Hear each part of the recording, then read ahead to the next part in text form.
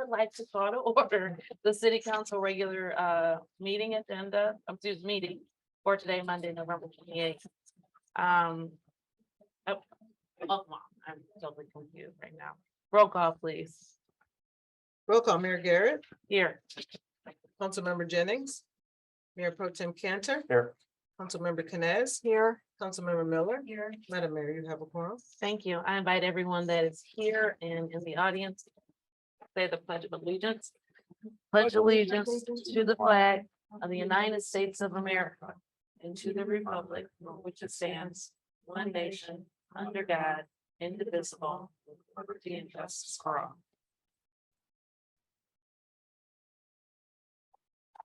First up, I would like to have a motion to approve the agenda.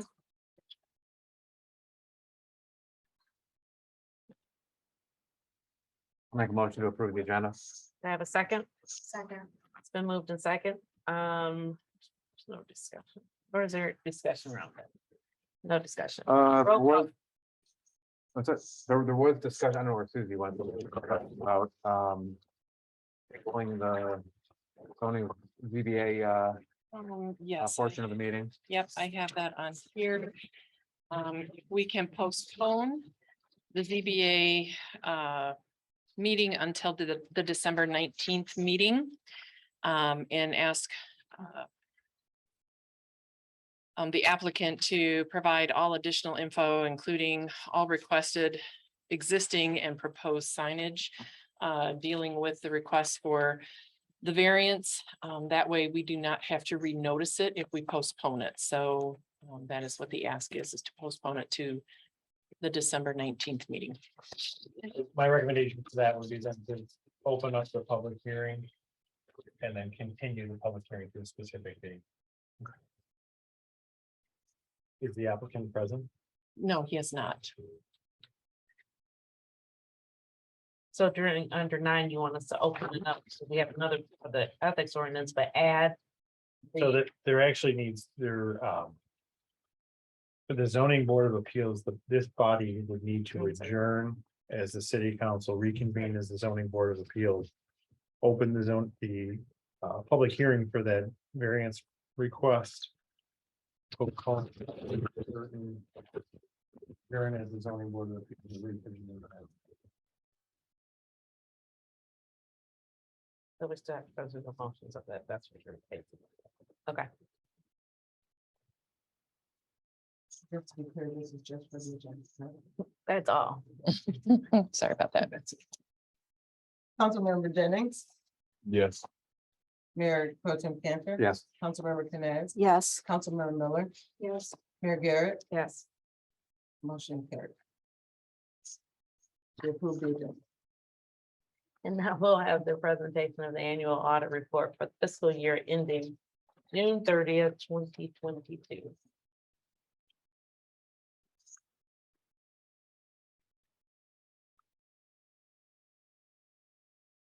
Good evening. Good evening. My name is Alicia Watkins with St. Moran. With me this evening is Ashley Fraze and Jordan Torrento. And we're pleased to be here presenting the fiscal 2022 audit to you. So you've got a few documents, I believe, both in your packet and now in printed form as well. And those include the city's financial statement for the year ended June 30, 2022, with our audit opinion included in there. We've also included our audit results or end of audit letters, and there's a couple different components to that. And then you also have been provided a copy of the graph, the slide deck there you see in front of you. And so what we'd like to do today is kind of walk you through the financial highlights using the PowerPoint presentation rather than going through the full document. Following that, we'll walk through the audit comments and findings, sort of the audit results. And certainly if there are questions throughout, we'd be happy to take them, or at the end, whichever you prefer is fine by us. Before we jump into the slide deck, maybe just a couple of overview comments. So one, you'll notice in the full financial statement, the audit opinion is an unmodified audit opinion. So the term we use in our profession, it means that it's without exception. It is the highest level of assurance that an auditor can provide on a set of financial statements. It's candidly what you should expect to receive as the governing body of the city. So that's a really positive audit outcome. We do want to take a moment to thank your team. It is a lot of work to get ready. First of all, to close your books for year end, and then to get ready for the audit, and then to have us here kind of camped out auditing a lot of transactions and other data. And so we do appreciate Pam carries the the lion's share of that load. And so we thank her and the rest of the team, Sue and others, for helping us and working so collaboratively with us to get to this point. With that, I'm going to turn it over to Jordan to get us started on the slide deck, and then Ashley will take over from there, and I'll come back and end with the letter. And the slide deck is gonna be the one that we have also. Yes, that's Okay. correct. Yeah.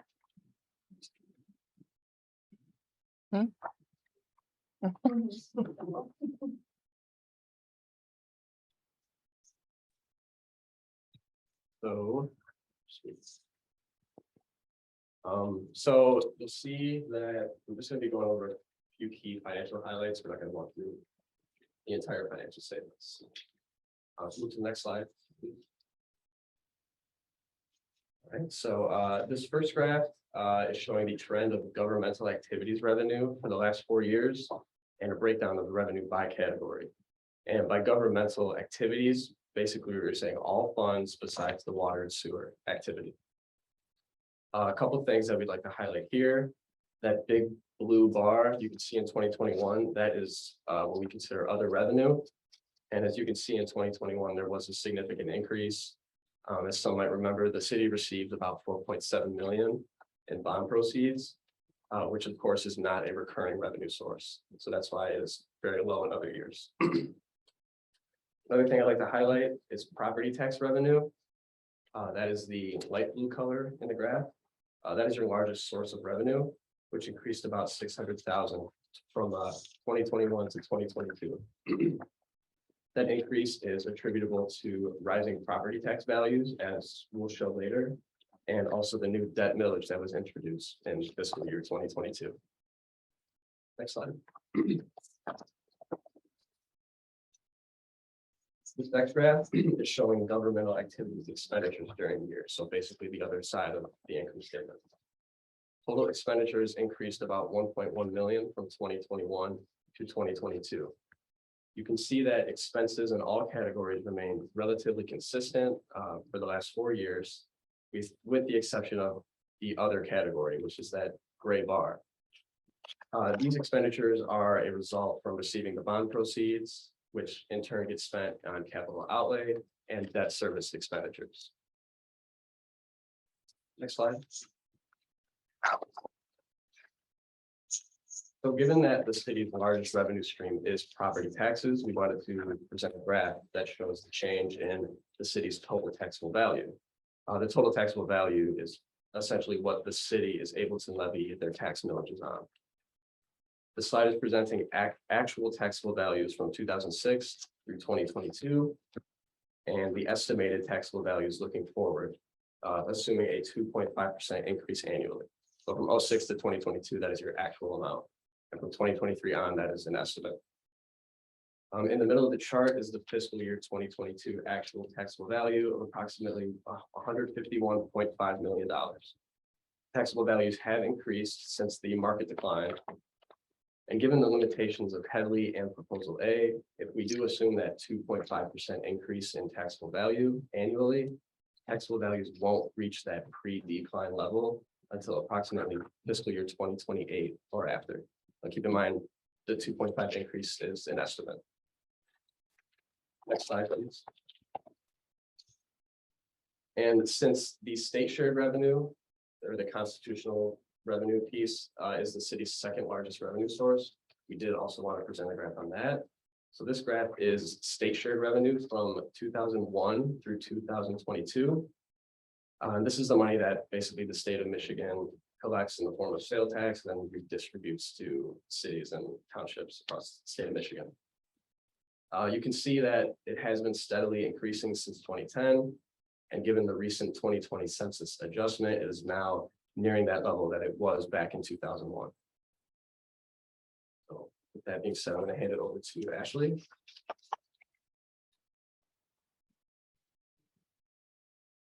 Thanks, Jordan. I'll close this out here on the slide deck, but of course, happy to take any questions. So, the next slide is, just the general fund balance trends over, the past 4 years. So the far right is as of June 30, 2022. The teal component of the bar are the annual expenditures each year, and then the orange is your ending available fund balance. So in addition to the orange category shown here, there are other components of fund balance assigned fund balance and non-spendable, but this is your unassigned and assigned available fund balances as of June 30th. So on the far right for 2022, annual expenditures were about $4.7 million for the fiscal year. And the ending available fund balance kind of in those unassigned or assigned categories was $1.1 million. So that level of fund balance is about 24% of the city's annual expenditures. So while the city did use less fund balance than what was budgeted, the amended budget, the expenditures came in less than what was budgeted to be spent. Just wanted to continue to monitor the levels of fund balance as you're setting your budget, as you're, looking at financials throughout the year as it relates to those trends and kind of that available level at the end of each year. And the final slide, this presents the long-term pension and post-retirement healthcare or OPEB liabilities of the city.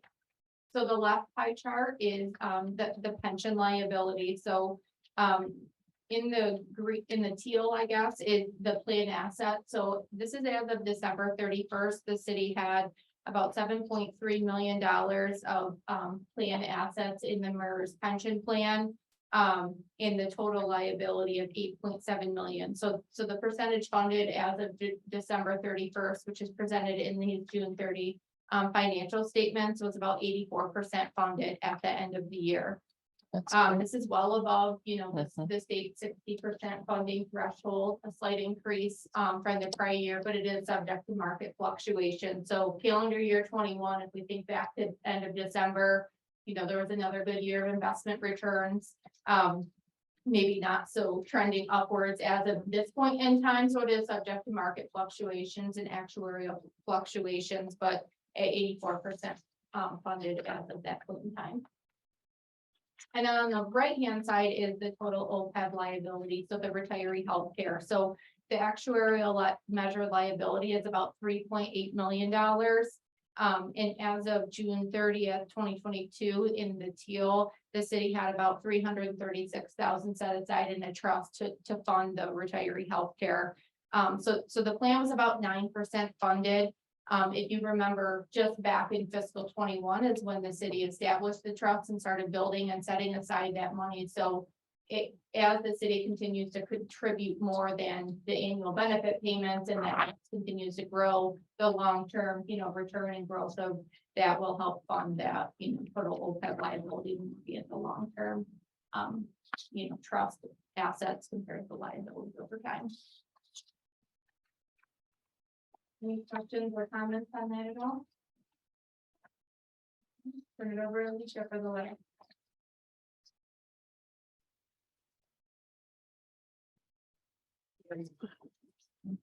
We think if you just think about everything that Ashley and Gordon just walked through, kind of sitting in your seat, it might be saying kind of what are the key takeaways, right? There was a lot of information we just threw at you. So, I might offer up that, when we look at your financial health or the status of the city's finances, you're in solid condition. There's a lot of good news that we talked about, right? You've improved both your pension and OPEB funding. That's really positive.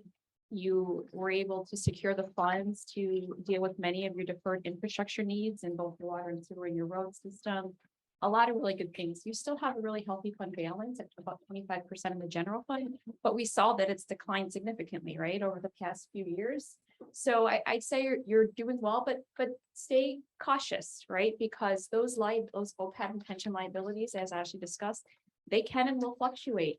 The OPEB liability or funding percentage did jump up from 3 to 9%. But you still got a ways to go there, right? And getting to the funding level that would be desired for the city. And again, on the general fund, it was planned to use fund balance for fiscal 22, and that can be okay. Sometimes we accumulate that fund balance because we need it for something. But we wouldn't want to have too many years like that, or otherwise you deplete your fund balance pretty quickly. So some things I'd say to feel really good about, and we should celebrate the wins along the way, but also kind of remain vigilant in some of the other items that we talked about. But overall, real nice job. Okay, on the letter, so there are three sections to the letter. The first section, which starts on page 2.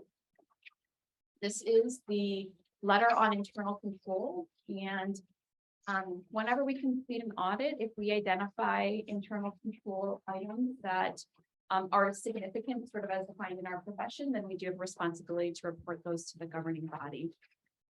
And some of these items we have talked about in past years. One of the themes I think you'll observe when we talk about the findings is when you have a small organization with a small number of staff, achieving what we'll call an ideal segregation of incompatible duties is very difficult. When you layer that on with turnover of people in key roles who are part of that process, it becomes even more difficult. And so that's what we've seen the last couple of years, that you've had more of a difficult time maintaining the adequate segregation of duties. You've been short some folks, which has led to things not being timely. And that's all circumstantial, but it does pose some risks, right? And so we do have to talk about that. It's important for you to understand. So the first item has to do with bank reconciliations. And again, segregation of duties were not ideal. Reconciliations were not done timely. This was not news to management, to your finance team, but again, I have to responsibility to report them. The second item is another item that we have talked about for several years now. Yes, Can I ask a question about the last one? absolutely. So it says 30 to 45 days is the recommendation. What was the time frame that we were typically running?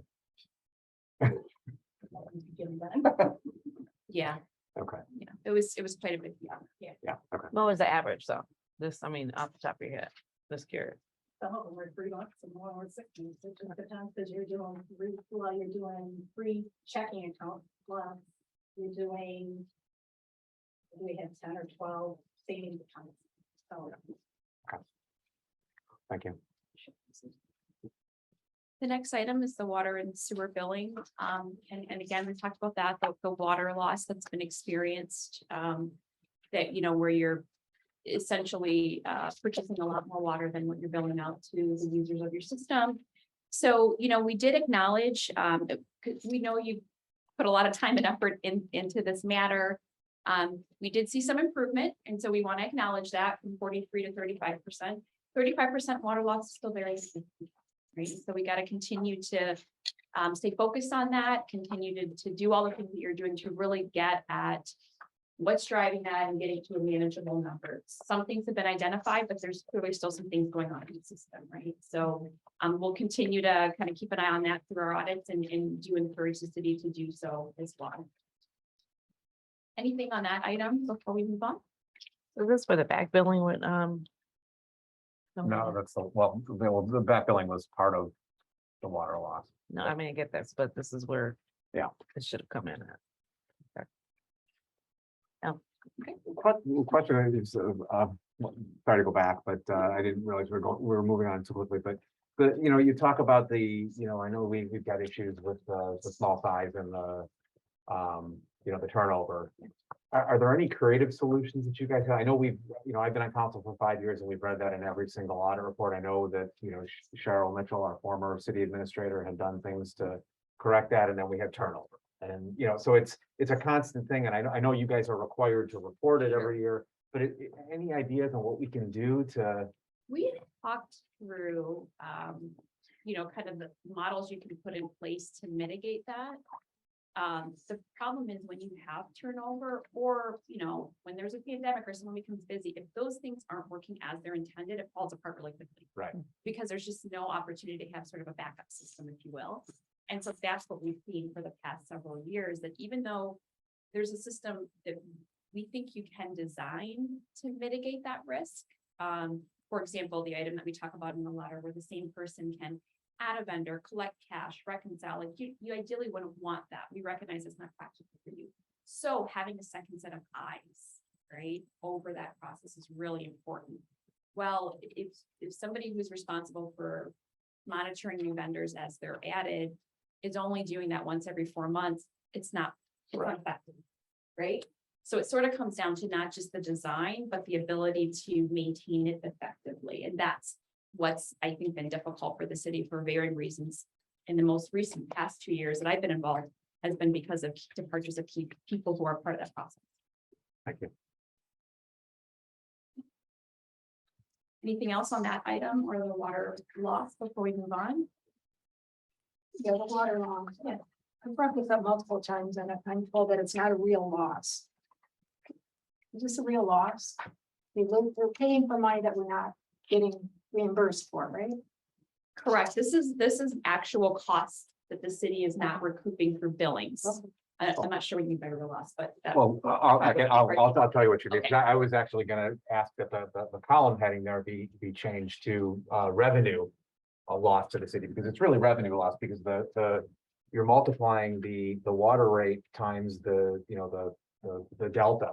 Yeah. And the water rate is composed of 3 different factors. There's a capital component, there's a city component, there's a SACWA component. So the actual cost to the city is what we're paying for the water, which is SACWA, and what we're paying to run the system. Yes. So this is really, since you're using the entire rate, it's actually a revenue loss, not a cost to the city, because it's subtle difference, but it's about 21%. So we could have computed this a little bit differently. You're absolutely correct.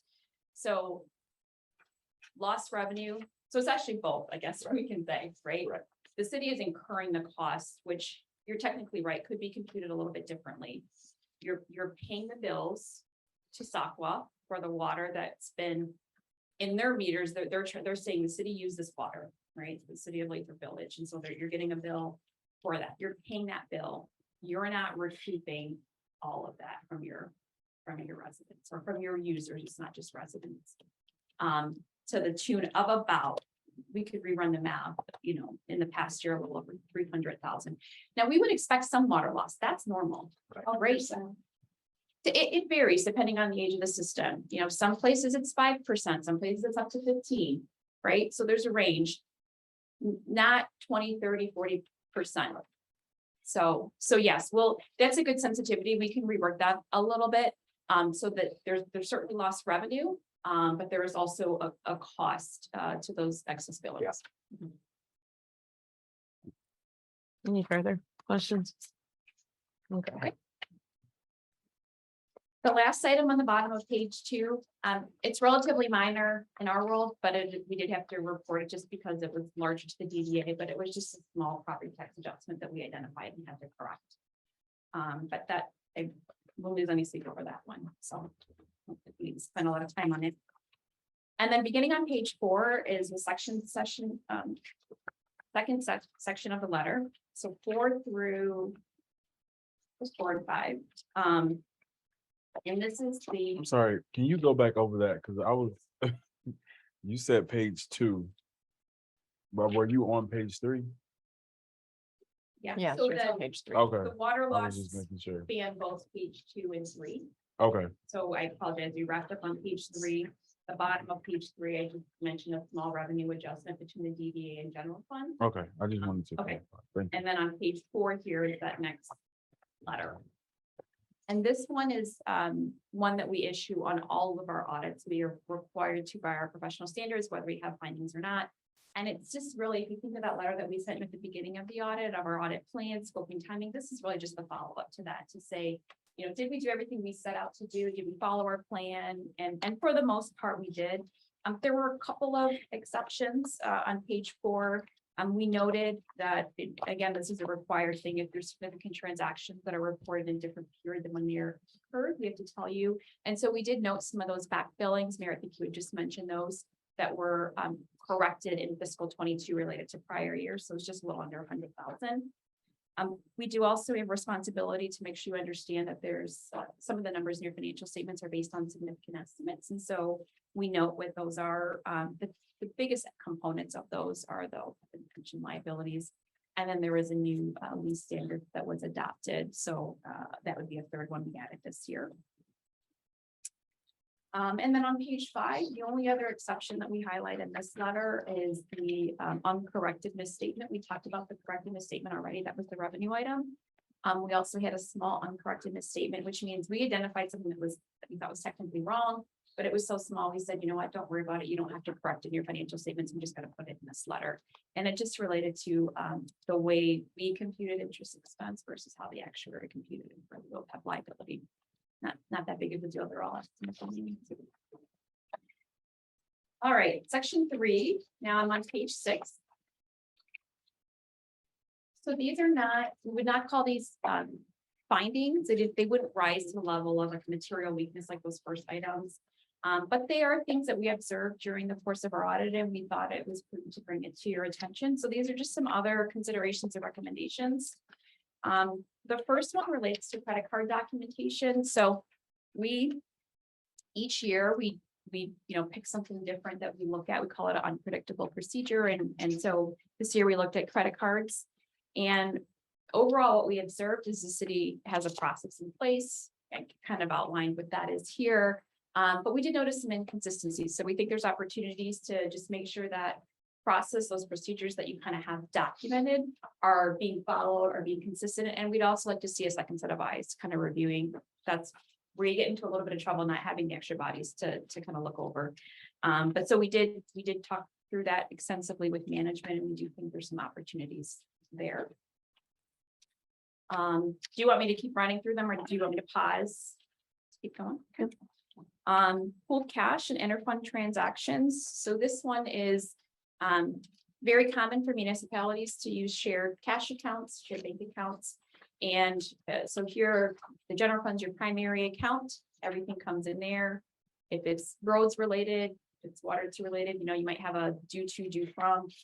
Nothing wrong with that. Our only observation is that the cash isn't getting settled up as timely or frequently as we suggest. And so we think maybe just a process quarterly or even twice a year to clear that up and make sure if the general fund sitting on $200,000 of cash for another fund, that we're actually getting that transferred over and reflected versus just showing us, due to and due from. So just a minor item, but we do have a recommendation there. Can I go back for a quick second? Absolutely. So who would you be recommending be the second set of eyes? Like On the credit Yeah. card documentation. So like if, the finance team, so let's just say if Pam's doing it, it's probably going to come down to Sue. If somebody else on Pam's team is doing it, then Pam could review it. So just a second layer review of somebody that could, and you want it really to be somebody who understands the process and the activity, that if there was a potential error or, something wrong, that person would actually identify it. okay. Compensated absences is just a minor item. We haven't actually found any issues here. We've shared this before. It's a manual system. Manual systems are more susceptible to error. So we'll just continue to say, hey, when the timing's right, or if it feels like it's the right investment for the city, consider automating that in your system. Online banking policy.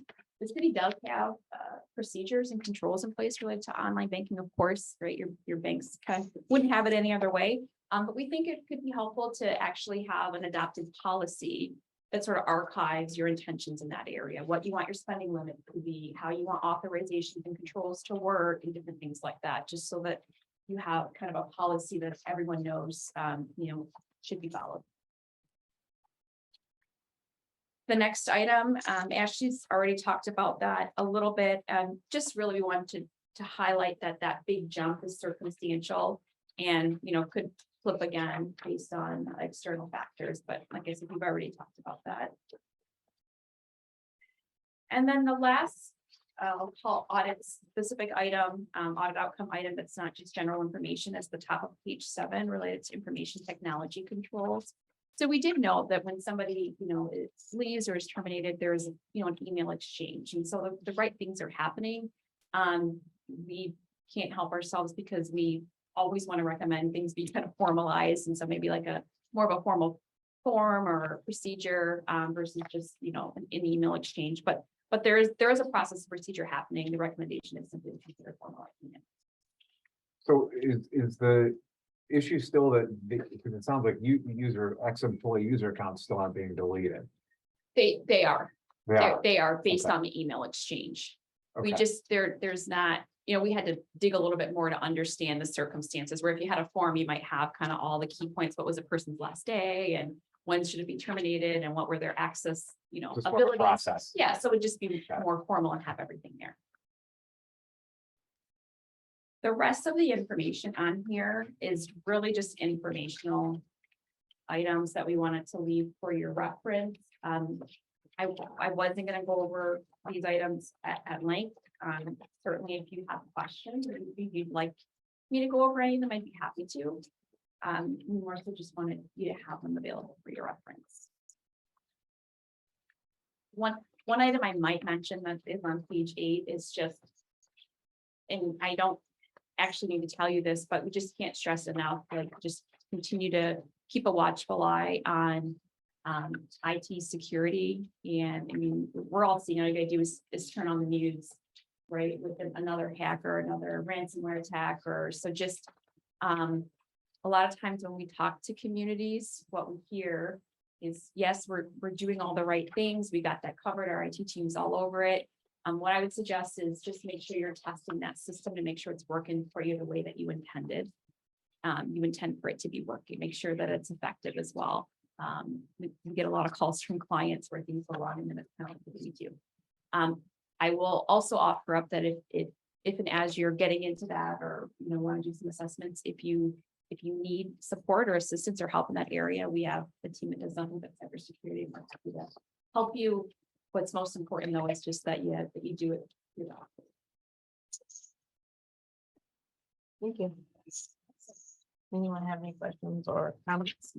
Yeah, I think on page 23, I think there's a paragraph in there that all of us should really, What are you talking about? page 23 of the packet. Our packet or the packet. So the paragraph that starts about the fact that there are several economic factors which will challenge the city, and concludes with a heavily rollback will need to be considered by the city council and voted on by the citizens to maintain the same level of services. This is something that Pam and I have been talking about for well over a year. Kelly and I have been talking about it, and Sue and I have been talking about it. I mean, we're going to have, this is kind of just a foreshadowing. I think in the near future, we as a council are really going to have some serious discussions, because we're either going to have to start rolling back city services, or we're going to have to do a heavy rollback, because we have no new revenue. As you noted, the general fund went down. I think it was $115,000 the previous fiscal year, 338 this year. And I see no change in that trend for the next year. And we don't have any opportunities for revenue. We as a city and as a council have stopped any opportunity for additional revenue.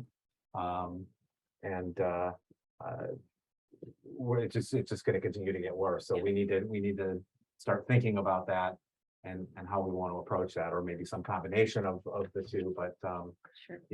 we're moving in the wrong direction. any other comments, questions?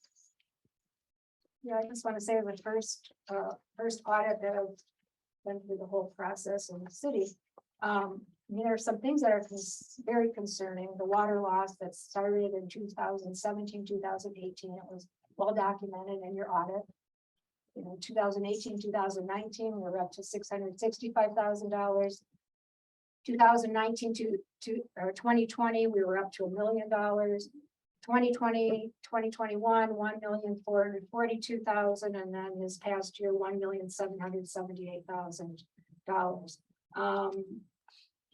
That is a major issue that should have been dealt with, should have been a priority. During that time, we received the capital improvement bond went into effect, and our water bills were increased 22%.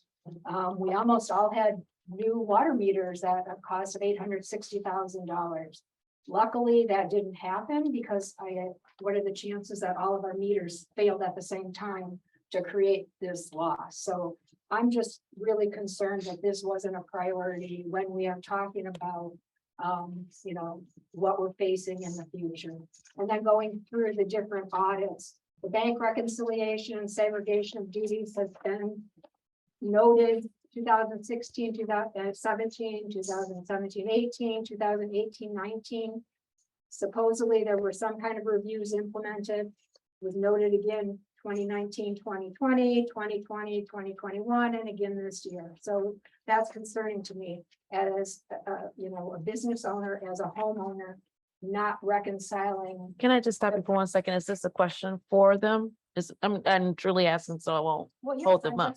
I mean, are these So- things that we should be concerned about, that these things continue to, go from year to year to year, and there's nothing done about it? Compensated absences in this day and age, that's being done manually, that doesn't even make sense, because that's a big expense to the city. So I'm just wondering, how, to me, these seem like very important things that should have been addressed if they keep showing up over and over and over. As concerned, by Plant Moran, so is that not the case? So this is my second year as the partner on the audit, so I've not been around for all those years, so I can't speak to that. What I will say is that anything that shows up in our letter, we do think is high priority, and that's why it lands there. It's important and significant. What I have observed in the 2 years that I've been on is a really constrained team that I think may not be the cause of all of this, but is the cause of a lot of it. And so I think, if I'm in your shoes and I'm trying to think about how I could help my team, I think it would be to really try to stabilize the team and the finance department and your resources in that area, because it's very limited. And I think with constant volatility in that department, you're probably going to keep saying the same thing. So by Unfortunately. stabilize, can I ask you to clarify? Do you mean hiring and Hiring, consistently yeah, training having in positions those filled, positions? filled? cross-training, Right. kind of all these things. You can't have one person, and maybe I'm speaking a little out of turn here, but you can have one person doing everything. Right. And, Right? and It's just not practical. And some of that you don't control. You can't control when people leave, right?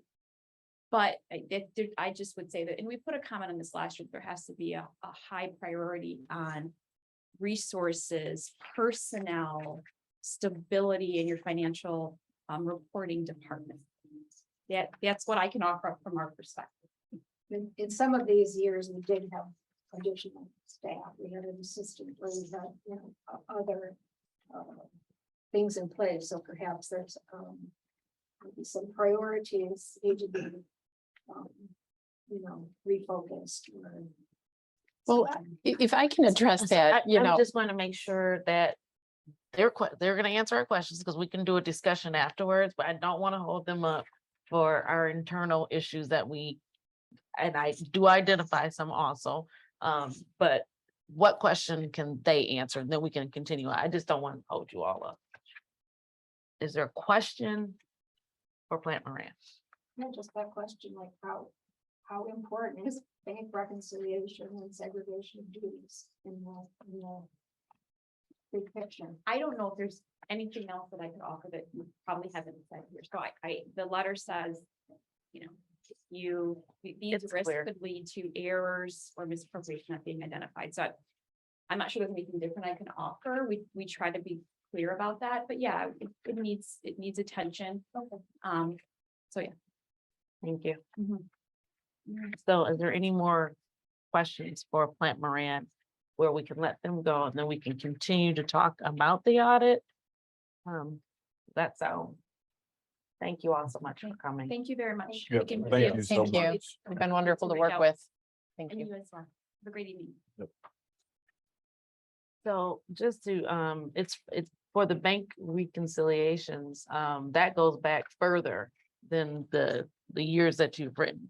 So let's get to the next. So, we can't pin it on, one particular person, because from 2011, which I do know because I was sitting here, there has been continuous turnover and new people hired, though we might have been fully staffed at one point, but then it drops and then it goes to, just various things have happened.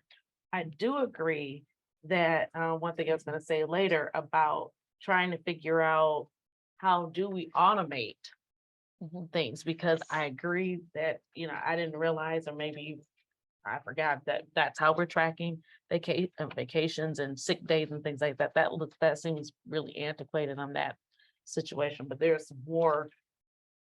I think there's a whole lot of automation that could happen that is beyond just the audit audit has revealed, which I'll go into later.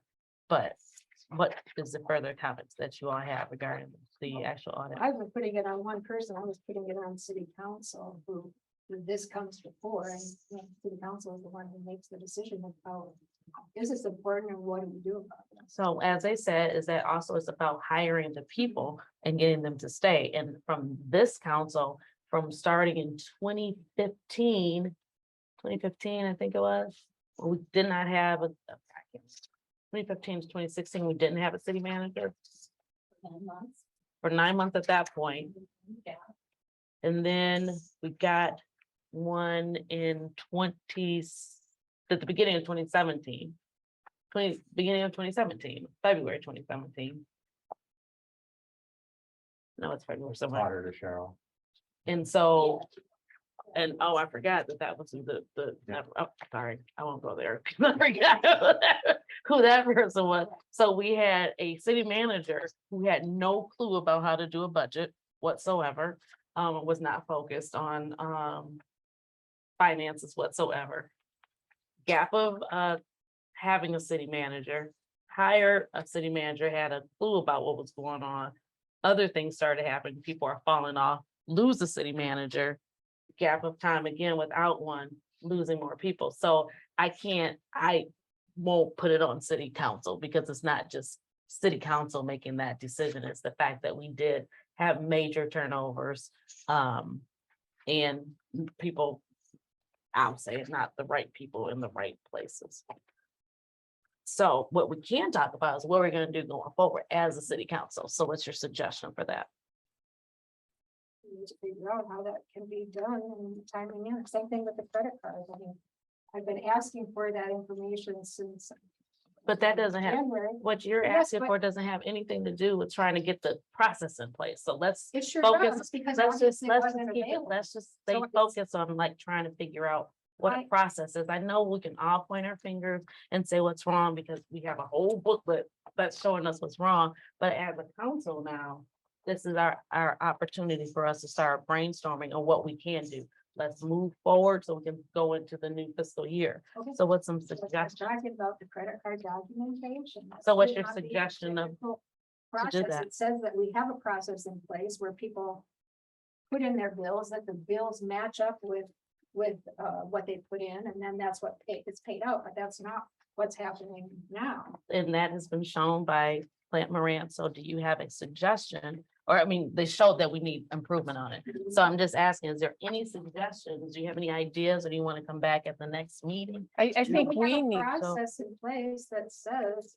that describes exactly what's supposed to happen. So whoever's using these credit cards, whether it's department heads or whatever, should be responsible for making sure that that information is. and I think that's where that's identified, not having that second set of eyes. And part of that came down to not having the bodies. Pam could only do so much as one person. And Yeah, so the people submitting this information, they should be following the process so that Pam isn't pulling everything together and cleaning it up and whatever. It should be coming from whoever's. correct, Using I that agree card. with that, but it's a process that we need to Put together? work on Yes. and get tweaked so that it is in place, but you need to have the bodies in place to make sure that that actually functions, which the auditors mentioned, it's part of building the team and giving them the resources that they need to be successful. So I get it. I agree. We need to have our documentation in place. It needs to match up. You need to make sure you have that second set of eyes so that everything is there and together. It's something that if If you have a box of Band-Aids, you have 50 Band-Aids and you have 300 people come to you with cuts or bruises, and you try to split up the Band-Aids to match them out and parse them out as much as you can, it can only go so far until you just don't have Band-Aids that will cover what is needed, or they don't do the job completely because there just isn't enough. I am not going to say that my team is not doing their job correctly and adequately. Is there room for tweaking and improvement? Always. Anything that we do, we need to be continuously looking at how can we make it even better than what we are doing right now. But to look for ways continually to throw the team under the bus is not appropriate. I agree you need to have an answer, but what we do internally day to day needs to come from my team. It doesn't come from council. You guys are the oversight, which is what the audit brought to you. Overall, she said our audit is really good. We hit the high marks. Are there improvements? Yes, but it's because we don't have the staff numbers in place to be able to address the needs that are there. Did we fail our audit? No, we did not. Did we pass our audit? Yes, ma'am. And are there policies that we need to tweak and, implement or improve upon? Absolutely. And that is something administratively we will be focusing on. But as a city council, we are responsible for the budget and how the money is You spent. are, but not on the So, day-to-day stuff. So that is where that is my job to come How back many to city you issues? as. I have no idea. That is something that we will come back to you with. I will come back with that information. We will work on developing, tweaking through. We do have a policy, but making sure that we have the bodies in place. That's what we have been trying to do so hard. Yeah. Can you do your job if you're short-staffed? And Pam has done an amazing job. She has worked 12-hour days nonstop since 2017. It just happened here recently that she's been able to start going home in the evenings at a normal time. That is not a normal practice. And for the community to stand by and watch that happen and not stand up and say, how can we help Pam, but instead attack, is appalling. I'm not attacking. I'm You trying to have a are. real Conversation about some of the issues that we have. But Well, with it- the bank recs, I'll tell you with the bank recs, I am constantly training. Even right now, I can't get my own work done because I'm trying to train people on how to do bank recs. How to do journal entries that they don't know how to do. I'm constantly working hard on everything I do, and I've given 22 years to the city, and I am not questioning. Again, can't have a But what are real you questioning conversation. then? Because we are having a real conversation on this. So the real answers conversation are, comes in and what can we do going forward instead Well, of, if it's not an issue and the only thing we could do is hire people, then we get the conversation. Well, so how No, about? I have how about- So it's November, how about, what is the check, does it sound okay to you guys? Take a couple months, look into the deficiencies noted in the audit. Maybe in the January meetings, kind of come back to us and report what your thoughts are on how we correct these, because you're right, it is your responsibility to Yes. make sure that these things are corrected, because that's the day-to-day operations, which we as council are not responsible for. And then come back to us, and then we can have the appropriate oversight to look at what you're putting in place to address some of these issues. That's Yeah. fair to you guys? yes, I'm I more than will, happy to do that. I will say this is that as a council also, we can help in putting together some of these deficiencies that we've had. Because I do agree that there are some things that we can help you with. Oh, yeah. Because we are here to help with that and to oversee, since we are responsible for overseeing this budget. But one thing is, I just don't see, we just need to keep moving forward instead of pointing the fingers, because right now, the way that it is, the way the city's set up, anything happen to Pam, We're screwed. yes, so just And- FYI. The audit, I'm sorry, but the audit is a reflection of the previous year. So we have to go back to go forward. That's all I'm saying. The I'm audit not is, pointing the fingers audit, at the anyone. audit is I'm gonna just be, wondering, have there been conversations Because these same issues have been over and over. So- Have there been conversations? So as make a sure city that you council understand the about how we fiscal can year solve of the these? last year. And so the majority of our fiscal year, what was our situation?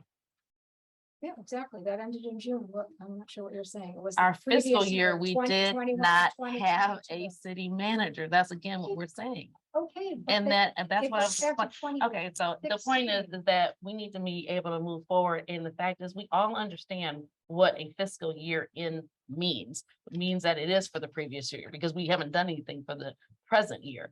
But the fact was, what they presented to us, again, yes, we passed our audit.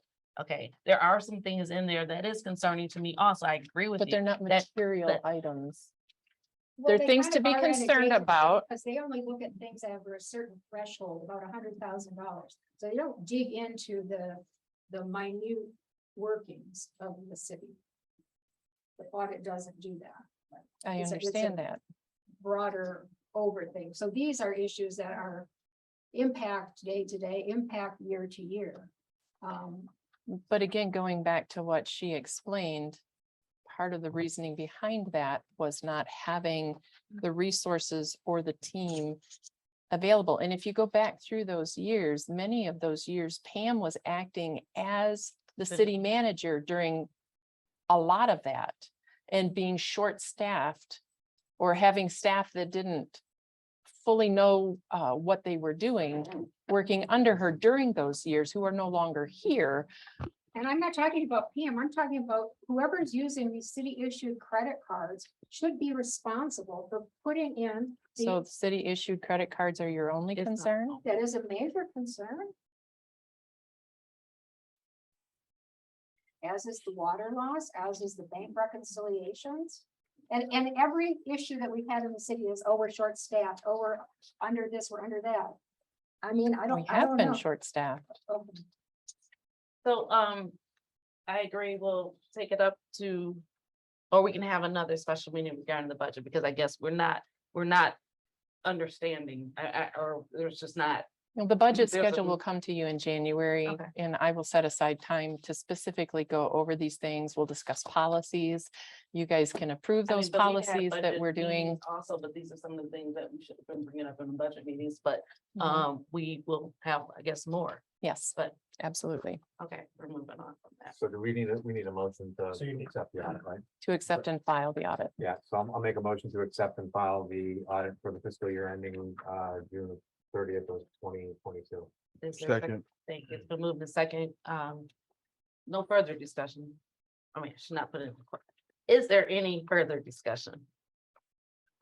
Hearing none, roll call, please. Mayor Pro Tem Cantor, Yes.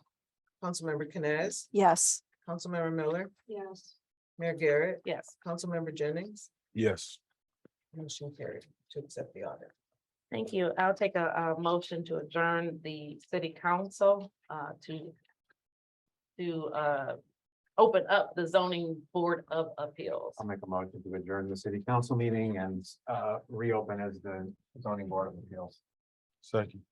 Been moved and seconded. We don't need a roll call on that one, do we, per se? Not discussion, anything. Well, I mean, yeah, you should, because you're taking attendance for the Okay. zoning board of appeals. But in the adjournment, yeah, I mean, I did not open up. the- Okay, yeah, no, just a voice, so it's fine. Okay, thank you. All right, so. City council is closed and I am opening up the zoning board of appeals. Roll call, please. Mayor Garrett, Here. Mayor Pro Tem Cantor, Present. Councilmember Jennings, Here. Councilmember Canes. Here. Board Member Canes, Here. Board Member Miller. Here. You have a form for the zoning board of appeals. Thank you. So I'd like to, I like the city attorney, telling what I'm supposed to be doing.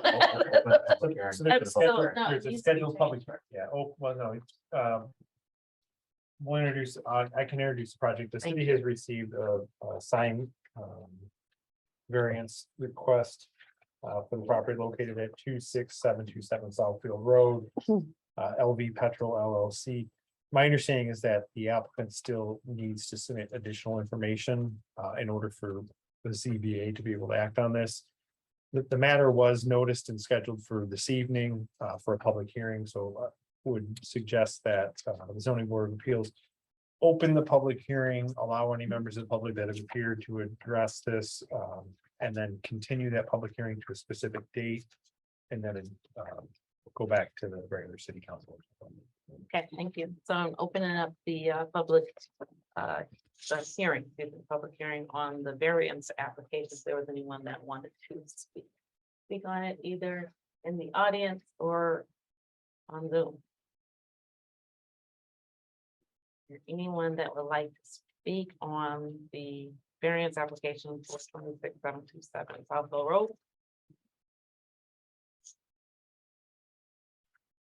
If you would like to have a comment on the public hearing for the variance application, you're on Zoom, raise your hand, or if you're in the audience, let's come to the microphone.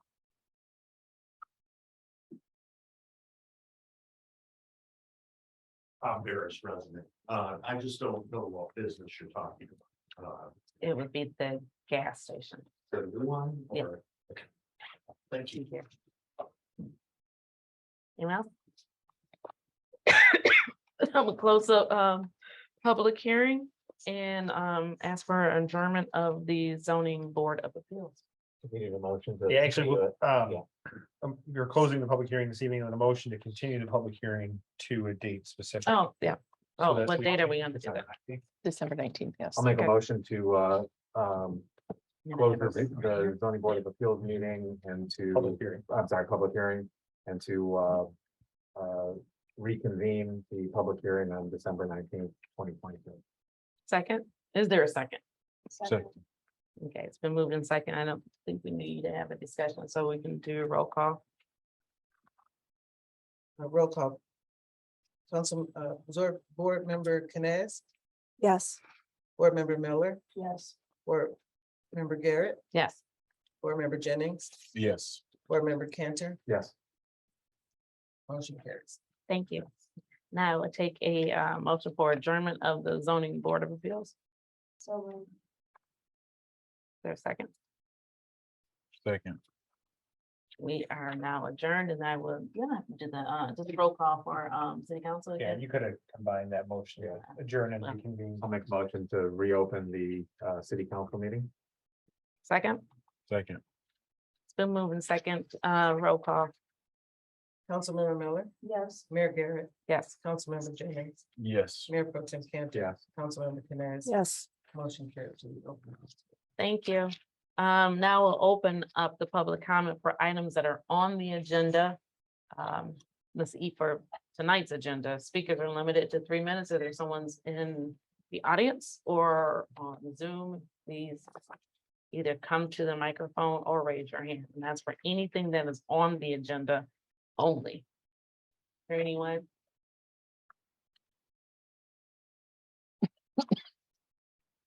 Is there anyone that would like to be heard for any items on the agenda? Okay, moving to the consent agenda. Make a motion to approve the consent agenda. Second. It's been moved in second. Is there any discussion? Right, go ahead. Full A and C. Right, so I'm amending my motion to approve the consent agenda minus item A and C. Is there a second? Second. It's been moved and second. Any further discussion? Hearing none, roll call, please. Councilmember Miller, Yes. Mayor Garrett, Yes, Councilmember Jennings, Yes. Mayor Pro Tem Cantor, Yes. Councilmember Canes. Yes. Motion carried to amend the consent agenda. thank you.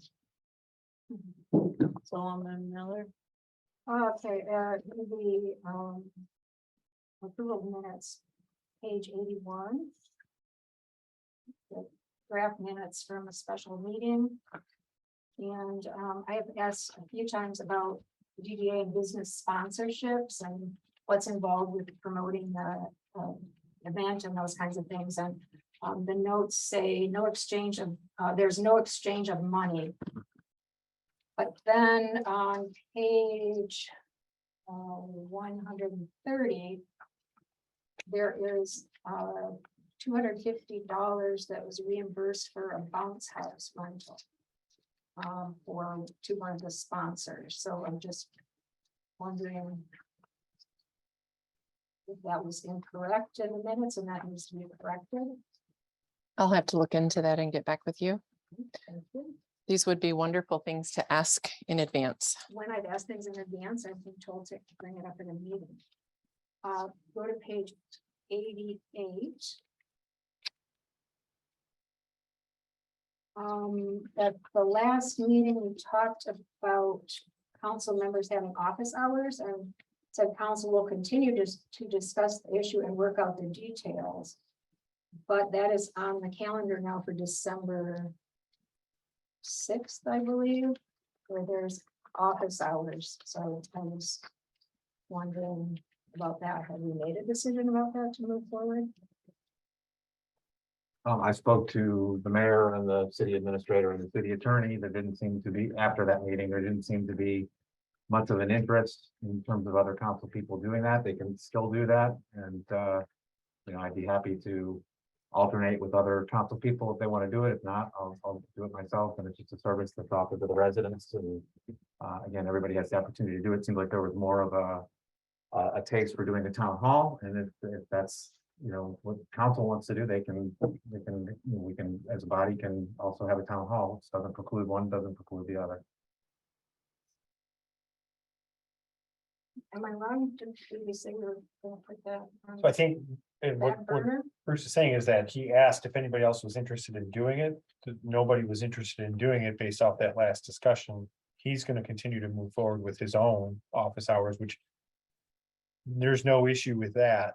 Just as if any other council member wanted to conduct office hours.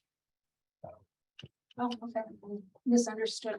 It is, I would say because of these actual minutes that it probably should have been discussed further in this meeting, because it is in the minute saying that we will discuss this and iron out the detail, unless it's just, that's what I'm saying. It's- But again, I don't see, I mean, if any council member wants to. I don't see a big office deal with hours, it. Don't whether get me it's wrong, but same- I understand what she's saying though, is because we have it right here saying that we were gonna discuss further and work out the details, and there were no details worked out. Now we just have office hours. I'm just saying from the point, I get what she's saying in that. I personally think if anybody wants to get in contact with me, and I can only speak for me, you know how to get in contact with me and I can meet you up here. So I didn't think, I agree with you. And the fact is, whoever wants to have hours, it's not a big deal.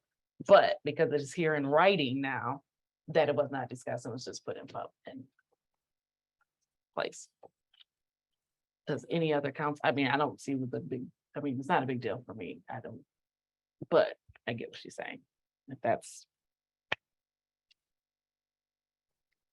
I thought we were gonna make other plans for town halls and whatever. but we still are gonna do a town hall. This is the town hall and the office hours were still two separate things. We can still do a town hall. Nobody jumped on having office hours. Bruce did.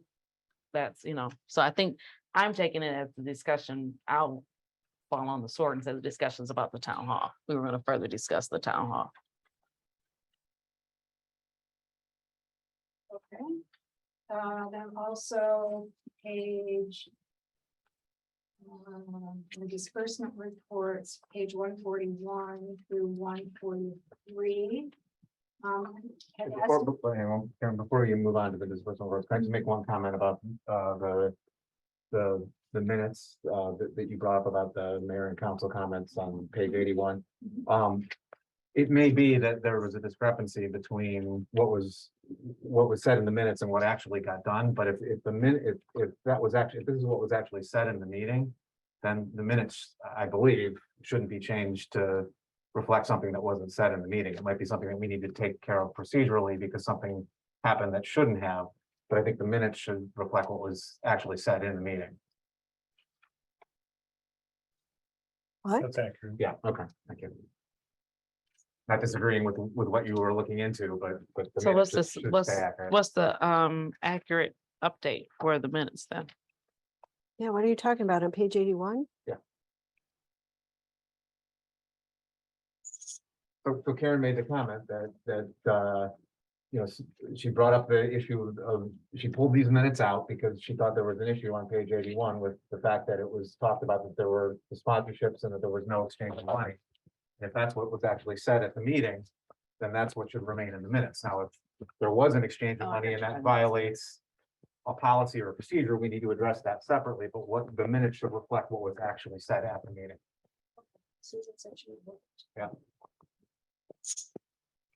141, what about the other one what other one? about the office hours that reflected. I think that should be updated in, as the mayor indicated, that the discussion about scheduling a town hall will continue. The conversation was about the whole thing, so. So There were people that voted at time.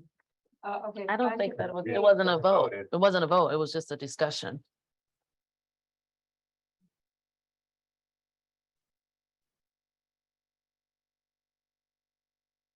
Right. The discussion will continue, but okay, it's on the calendar. Pages 141 to 143. There is over $900 in charges with the city attorney for the Panera project. I had asked about this previously about billing back. Has that been looked into further, or are there any plans to do that? I think it's something that council, I believe the answer I gave last time is that it's something that other communities do, and council could implement those if they wish to, but as of this point, I don't believe we have any cost reimbursement. Is that something that we can put on the agenda to discuss, or what would we have to have put a policy in place? It would be part of the ordinance that the developer would be responsible for consultant costs, part of the fee structure. Definitely worth putting on a study session, future study session. Thank you. That's it. Now, I had one, I think it was on page 85 now that.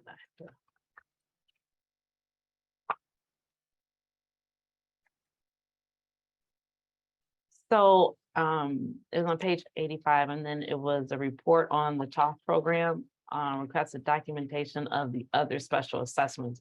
What other special assessments were there? That was the documentation for? You can look into that, just, Yeah, I'll Get get back back to with me you, on page that one. 85. And then also when it came to the public comments, which I still have page 85, which is not the right page. But it is Help me out. yes. Which is 89. Yeah. So for page 89, under the public comments, it was Mike Keenan, not, Oh, Keegan, okay, so Yes. I'll correct that. and I'm sorry I didn't catch that before we actually got here. So that's all that I had. Anyone else for any on the approval of minutes or the October 2022 disbursement report? Hearing none, can we just put those together then? To approve those, or do you want them separate? Thank you. Okay, so I'll take a motion to for the approval of minutes. Make a motion to approve the minutes Sir, as corrected.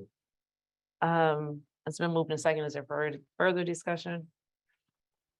Hearing none, roll call, please. Mayor Garrett, Yes. Councilmember Jennings, Yes. Mayor Pro Tem Cantor. Yeah. Councilmember Canes, Yes, Councilmember Miller, Yes. motion carried to Thank approve you. minutes as corrected. Take another motion for the October 2022 disbursement report. So moved. Need a second? second, It's been moved in second. Is there any further discussion? Hearing none, roll call, please. Councilmember Jennings, Yes. Mayor Pro Tem Cantor. Yeah. Councilmember Canes, yes, Councilmember Miller, Yes. Mayor Garrett, Yes. motion carried. Thank you. Now, we're gonna go into the public hearing for the ethics ordinance. Do you want to introduce that?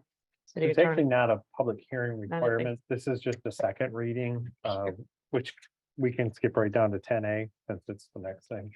Yeah, The public hearings are only for zoning or. Oh, okay. I was just Sorry. put in the wrong section, but yeah, this is the second reading of the ethics ordinance that was 2 months ago now, the first reading. I have not received any additions, corrections, or deletions from that first reading. So it is appearing before you as was presented last time. thank you. I have a question though regarding the original approval of the agenda, so that should have been taken out at that time, or does it matter? It probably could have been taken out, but it doesn't really matter. Okay. There's no requirement to have a public hearing for general ordinances. Just 2 readings. Okay, so if people are following along, we're dropping down to action request for consideration and approval. First one up is the amendment of Code of Ordinance, Ethics Ordinance. I'll make a motion to approve the ethics ordinance, second reading of the ethics ordinance. Second. It's been moved in second. Is there any discussion? Hearing none, roll call please. Mayor Pro Tem Cantor, Yes. Councilmember Canes, Yes. Councilmember Miller, No. Mayor Garrett, Yes, Councilmember Jennings, Yes. motion carried. thank you. Next up is the interlocal agreement with Oakland County for a designated assessor. Okay, Oakland County recently hired Michael Lohmeyer as their new equalization officer, and we had an interlocal agreement in place already to assign their equalization officer as our designated assessor. So this is just an update of that agreement and extending that from January 1, 2023 through December 31 of 2027.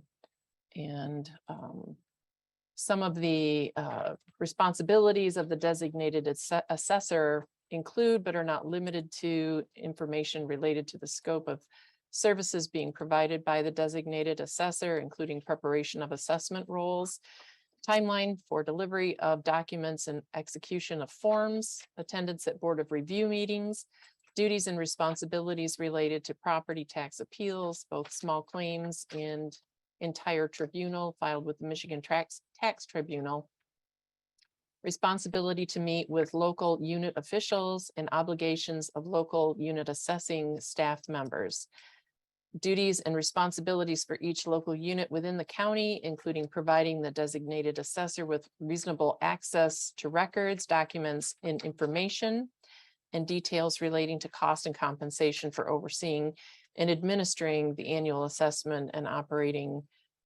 the assessing office, including payment items and cost reimbursement. Thank you.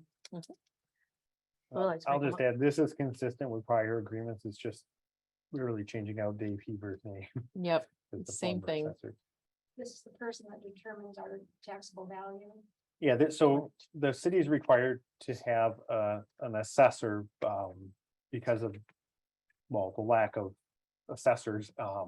Oakland County Equalization handles the assessing for probably 85% of Oakland County communities. As Sue indicated, this includes not only the assessing and valuation of properties, but they handle all of the small claims appeals, which is any of your residential parcels. They will assist my office in handling, they won't spend the city on commercial full tribunal appeals, but they do assist my office in the preparation of valuation disclosures, any other discovery that I might need to support our efforts in defending those tribunal appeals. I'm gonna take a motion. Make the motion to approve the interlocal, the revised agreement. with Oakland County. Designated assessor. Second. It's been moved in second. Is there any discussion?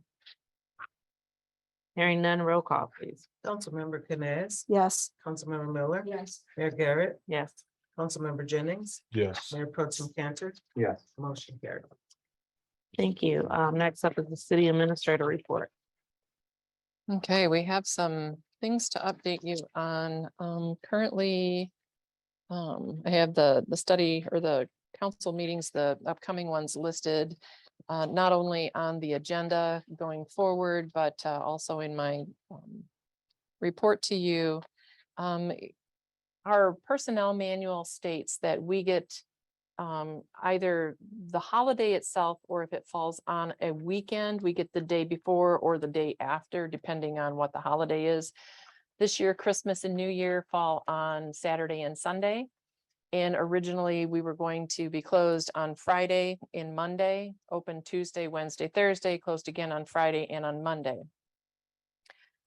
We've taken those days and combined them for that entire week. So we will be open on Friday, the 23rd, and we will be closed the week of the 26th through the 30th, and then open again for business on January 2nd. What we will do is anybody that is concerned about paying their water bill payment or their tax bill, as long as those things are dropped in the drop box before we collect them on Monday, January 2nd, they will be backdated to the 31st.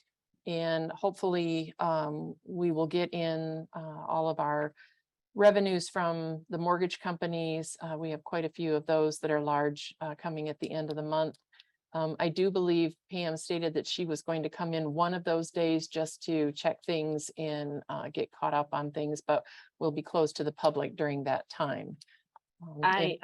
Is this something that we vote on, or is that something that's already decided? Because I am hesitant to say our city was shut down for a week. It's city offices, but it's something that it's a day-to-day operation type of thing. Yeah, but that, I mean, I totally understand that, but the fact that to be closed for a whole week has never been done before, number one. And I mean, I'm just concerned about it, and I just want to know, is that a discussion amongst council, or is that just a decision that's just? Well, it's kind of a decision that I have taken, but obviously if council feels differently, it's a decision that you will direct otherwise.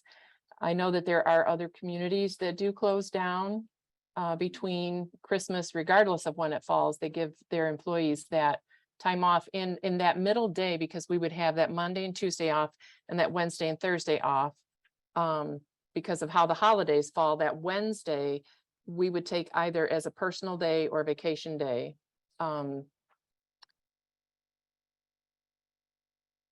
was there, I assume if you did that, there would be like any other day that the city was closed, there would be somebody on call for emergency Correct. services and things like that? Correct. Just like, you know, being shut down for Thanksgiving, we were closed for 4 straight days. But still, it's 4 straight days. You know, if a water main happens. 2 of the days, everybody is off for those 2 days though, for the most part, because it's a holiday. Mhm. And I mean, I get what you're saying, but I'm really concerned. I know that Lathrup has never been shut down for a week. I mean, and I get the other communities do that, but I think that our residents will freak out in the fact that we're closed for a week. And I mean, anyone else can chime in and go, I don't have to look like them. I agree 100%. I agree 100%. Residents are off, and so sometimes that's the only time they have to do city business or whatever. I mean, the city doesn't shut down, so. That's only 2 people speaking, so. I mean, is there a Yeah, compromise? is there a compromise? But I'm asking if you all think that it's So okay. Maybe somebody comes in on Wednesday. or If something we like have that? people here on Wednesday, I can come in on that Wednesday, I believe. Pam is planning to be here one of those days. If we coordinated that we're all here on Wednesday, so that at least there's one day that's open and the remainder of staff can take that time, we can still address needs or payments can be made. I think this year and perhaps next year, are the only day or only years that this is going to really be instrumental because of how the holidays fall. And it may not, it may just be this year because it's on a weekend. Both holidays are on a weekend. But it is something that I would like to implement, but if council feels, Well, it's only two of us, obviously, so I can't say that that's what council, there's only two of us that's having a issue. Yeah, I mean, I'm kind of in the middle of the fence here. But I think I'd be a little bit more open to it if there was some type of compromise where at least it was open on the Wednesday, in the middle of the week, so that at least some city business could take place during that week. And why are you not taking the Monday and Tuesday after the weekend so that we do have 3 business days that week? So Christmas, you're saying is, I haven't looked at the calendar, but I'm assuming it's falls on Saturday? Christmas on a Sunday. they say. Christmas is on Yeah, a Sunday, it's so New Year's Saturday is and on a Sunday. Yeah, Saturday and Sunday, Christmas Eve, Christmas Day, New Year's. So Eve, New normally you Year's get Day. Christmas Eve and Christmas Day off? Correct. It's in the. So personnel why manual. are you not taking Monday and Tuesday? And then working Wednesday, Thursday, Friday, and then taking the following Monday, Tuesday? Because the personnel manual says that we get the day off. If it falls on a weekend, we get the day off before the holiday or after the holiday, depending on what day of the weekend it falls on. If it was on a Saturday only, we would get that Friday off. So if the 4th of July was on a Saturday, we would get Friday, the 3rd off. But because Friday or Christmas Eve and Christmas Day and New Year's Eve and New Year's Day fall on Saturday and Sunday, originally it was the Friday and the Monday of both weekends. And as something, it's another one of those team building things for staff as well. It's kind of an easy peasy kind of way to help staff. It's an incentive, hiring, a staying in place thing. It's an easy thing to give to staff that you use one vacation or not sick day, one vacation or personal day on that Wednesday, and you get that whole week off to be with your family. Rather than breaking it up to a Friday and a Monday and a Friday and a Monday. Passionate people when it comes to, I mean, I am, but it's just the idea of just being Closed. closed for a week. It's just, I think 2 4-day weekends is plenty. We do the 23rd and the 26th, and then 30th and the 2nd. Open Tuesday, Wednesday, Thursday. I think that's probably what has been done in the past, because holidays have fallen on weekends before, and not recently, but whatever the schedule is.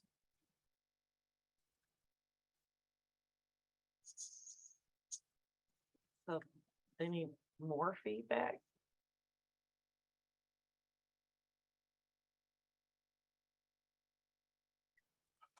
I'm on board with the Wednesday.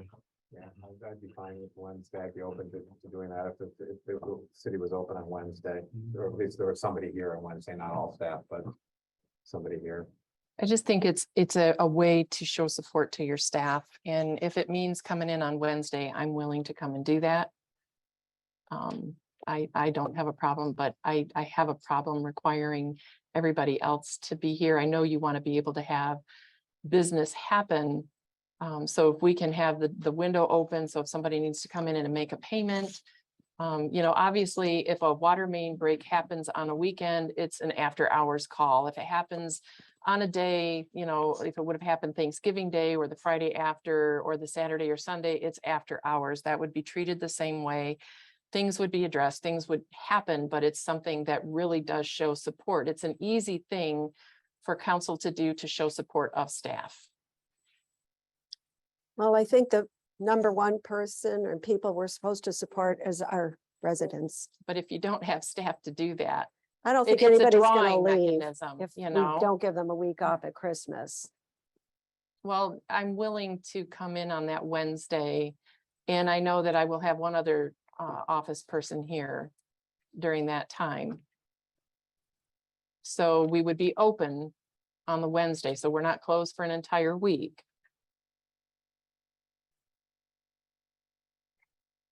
Well, seeing that, it just was, I mean, this is my first really of hearing about it. Mhm. And I get being here for the staff, but truly who pays the staff bill is the residents. So I get that too. So that's why I'm struggling with this one. And truthfully, I mean, maybe because it's just, I'm sorry I That's be- sprung this on you like this. I should have included you all more in that conversation. so, and seeing that it's only me and Karen being the most vocal in this one, maybe we should come back and talk about it, or unless we really, because I can't make a conscious, I mean, I'm make a conscious decision, I'm not unconscious, but it is like we're sticking strictly to the personnel manual in a way, where we could switch it where, just like what Barb was saying, the 23rd and the 26th have two 4-day weekends, or you know, I'm sorry, and I'm not sorry. I fear us being closed for a week, there will be a mob outside to find out that we're not open for a week during the holidays when everyone's pretty much home. That's I don't know.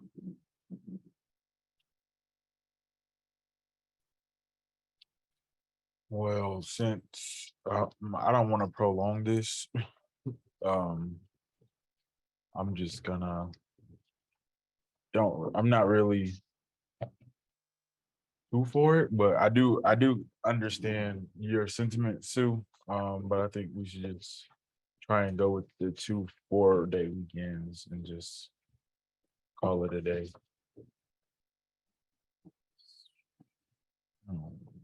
If you have employees who feel they want to take personal days in between, that would be up to you to give that or allow that. But I think we should be open for business the 3 days in between.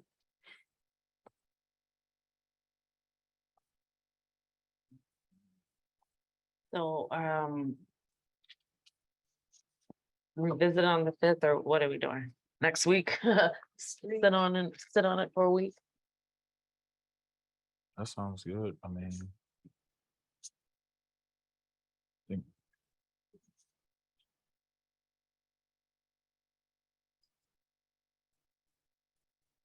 Okay, well, go ahead, because I'm not gonna, at this point, I don't want to be the person that's just making that, that's a tough decision. I may have my personal preferences, but, well, I mean, you're gonna be the only one making the decision. no, I'm not. I'm the saying- only- Ultimately, but it's I'm her saying- decision. Ultimately, it's her decision. I mean, we're providing. saying advice, if but we- it's got- I'm not saying ultimately you it's only- Sue's decision to Right. make. We're giving our opinion. Because it is She- the day-to-day operations. I'll go You back know, to and staff and I'll I talk am so about that. respectful, you know, I'm I know. supportive and I'm very respectful of that, but at this point, that's why I push back on, because it's going to, I promise you, it's going to affect our residents on this one. I mean, even if they don't have anything that's going on, it's still gonna be, it's going to be a major issue. And But- maybe this is something to kind of work into down the road. It's not something right now, but it's a conversation to kind of get out there among the citizens, so they're a little more familiar with it. Not that it's going to happen every year. Again, like I said, I do know communities that do this every year. The week between Christmas and New Year's, that Monday through that Friday, they close their administrative offices. Obviously, you know, DPW, if there's snow plowing that has to be done, that has to be done. Those life safety things still have to be attended to. Police would still be here, but we, I get what you're saying, and I'm This is not sensitive to something that too. That's not something that this community is used to, and I think that this to be only Right. 4 weeks out, I think that maybe discuss it further, or. It's something that I- I really believe is truly an easy way to show support to council. But that being said, I've heard council, and I understand the concern that you have, and I will go back and will communicate that with, Let us with know what you're staff. gonna, I mean, or you can let us know what you plan on doing on December 5th, and Yeah. at this point, maybe within the week, you can get some feedback from some residents that, you know, whoever might be watching, so we maybe just figure that out. I just think that to be a month out, and that's not something we're used to. Right. I get that. I get that. If you wanted to get back with us on Monday or some of this, I don't know. So I do want to go to something good. We do have 4 people that we're interviewing tomorrow and Wednesday for code enforcement. And I'm hopeful that out of that, we will be able to offer a position to somebody. We do have some really good candidates that came forth, and I hope to update you that we have offered employment to somebody at our next meeting. So that is my goal with that. I do have some RFPs that will be going out shortly. One is for the water technology component for the ARM automatic meter read system. We've had a meeting with today with Southfield regarding our water system in being able to meet the city's need if a fire happened and not collapsing our pipes, not sucking stones and things, debris into their fire engines, which has been happening. We still need to do our fire flow testing. We've had that kicked out because of the issues that we have until next year to be able to complete that. So that's good. But we have some serious discussions that I'm going to bring to a future council meeting so that you guys can discuss this on how to address our water flow. And we have another meeting coming up on December 12th. So at the December 19th meeting, I hope to have some more information coming to you. But whether we need to seek grants, some of the easiest thing too, that we have a fire and safety that responds to us. One of the things that was described, and it's easiest to show it on the map, but if you look at 12 Mile, Station 3 is just the other side of Evergreen, so you can't see it there. But there was somebody that had a myocardial infarction, a heart attack, in the circle over there where off Rackham. And in order for them to get to them, there's no easy route in to that. So they had to drive down to 696, loop back around, come up 11 Mile, and then zigzag in. That's time consuming. It's because we have streets that have been closed off.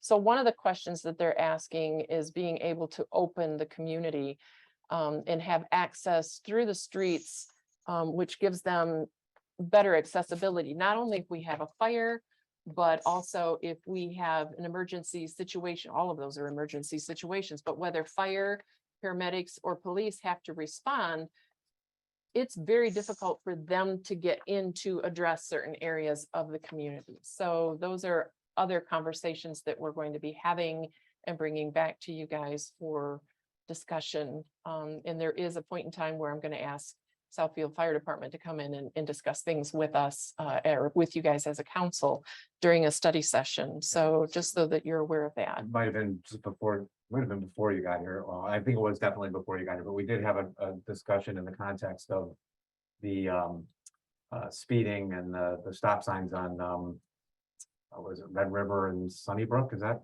the intersection where you put the temporary stop signs and then put the permanent stop sign? But in that discussion that we had, we talked about opening up, I think it was San Jose where it hits Evergreen. Is it San Jose? Yes. Yeah, to try to mitigate some of the speeding that went on, because we theorized that a lot of it had to do with the fact that people couldn't get to Evergreen, so they're rushing out and going around. And we talked a little bit about that, so it's not a conversation that we haven't had, but it's something that we should definitely readdress in light of what the fire department, what their needs might say. Yeah. Also, was brought to our attention when I was on planning commission in 2018, probably 2019. that we don't have enough water pressure to put out fires, so. And that was another discussion that they had was, and that's why I want them to come and have the discussion with you as full council. What are we going to do to prioritize those needs? You know, in actively seeking additional granting, reprioritizing whatever CIP money we have left from the bond for the water, and putting it all into water mains. We have a 20-year plan in place that we have to have for Eagle to be able to discuss how we're going to change out all of our water lines and update those. But obviously 20 years is too long. And right now, if we had a house fire that was really drastic, it could turn into a multi-house fire very easily before we had enough response get back to us. One of the suggestions floated out was a tanker, you know, and that's an expensive thought for Lathrup Village to purchase just to have on what if, but if something catastrophic happened, you know, it may be an answer. It's a very short-term answer.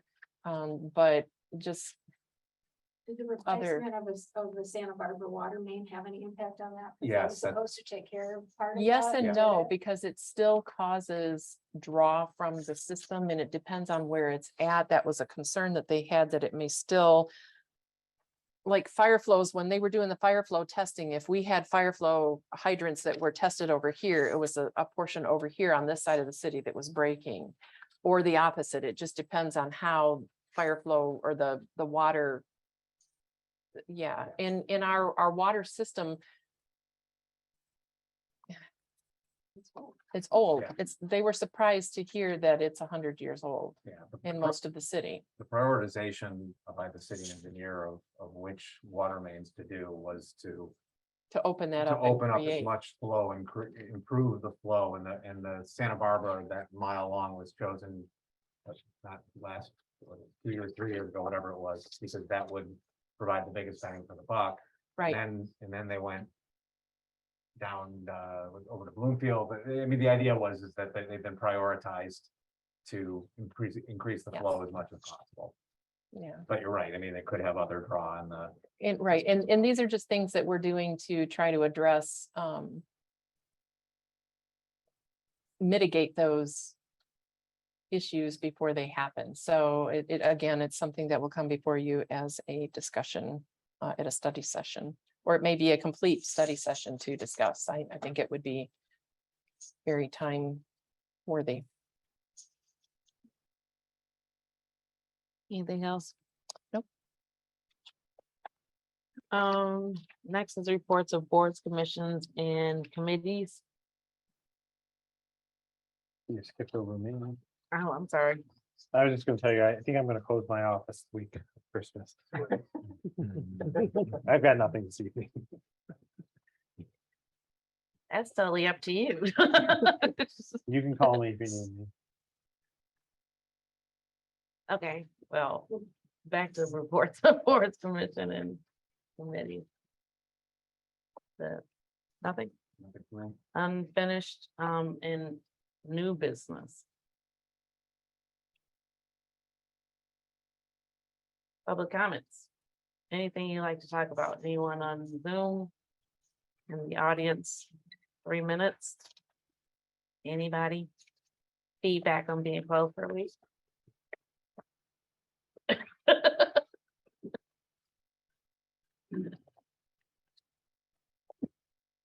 Hi, Lauren Harris. I didn't have any comments, really. Sorry, but jump But, spot. yeah, but there's only a couple of residents here. First of all, I feel so bad for Pam. Like, I don't think that should have happened. That should not have happened. And that woman works so hard, and we know, the residents know, so I can only imagine. Sue, you were close, and Kelly, you were close. How bad, I felt so bad. I was compelled to move and console her, and it made me emotional. So I just don't think that should happen. And yeah, I don't think that should happen. Okay, so back to being closed for a week. I can see why you want to. The staff has been so overworked for so long, and so underappreciated that, I'd say yes, give them the whole week and let people know. And then we were discussing quietly, how great 2 4-day weekends are. 2 4-day weekends are great. Like when I worked jobs where I had to work holidays a lot, and 2 4-day weekends would be great. So I'm not offering a lot here. I'm saying as a resident, I would not be upset if you were closed for a week during the holidays. And as a resident who attends these meetings now since August, I totally understand why you would want to, and I back it up. Yeah, so that's it. Thank you.